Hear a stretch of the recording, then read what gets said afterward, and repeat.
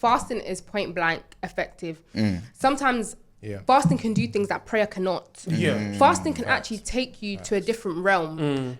Prayer is key, prayer is good, but fasting, you're basically killing a desire that you have to, you know, killing a desire that you have so God can act on your behalf.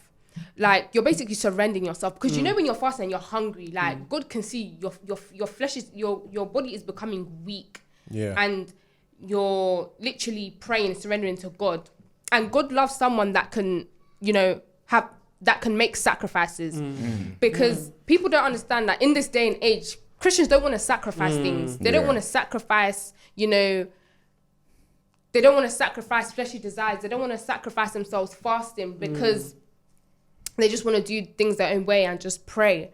But for someone to, yes, God can give you the gift of prophecy, the gift of healing, as James says, the gift of prophecy, the gift of healing, the gift of deliverance. It's available to every believer. It's available to everybody, but in the place of fasting and prayer is where you would deliver it effectively.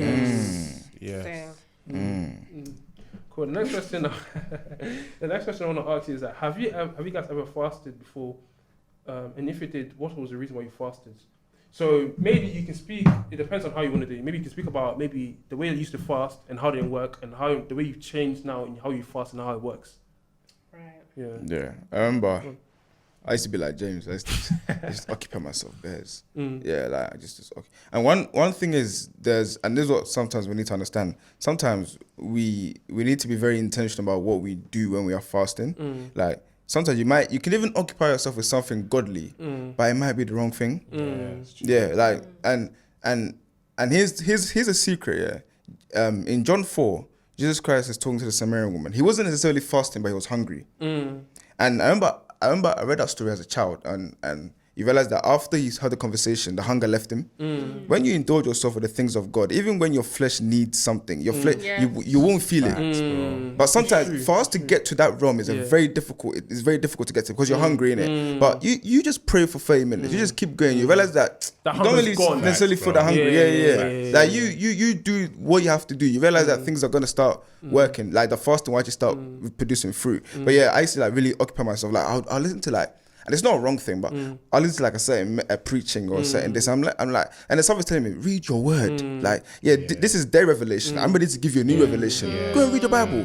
But sometimes I'm just trying to like waste time. Just sometimes like, again, like I was saying, basics. Read your word. I remember I was watching. I used to have this devotional with this guy. I forgot his name, and he on YouVersion, the normal Bible app, and he said he fasted for like less than 2 weeks, 14 days, something like that. And he was able to read the whole New Testament. You know what I'm saying? Crazy. Like, sometimes we look at saying things that are impossible. Fasting gives you that divine acceleration you're looking for.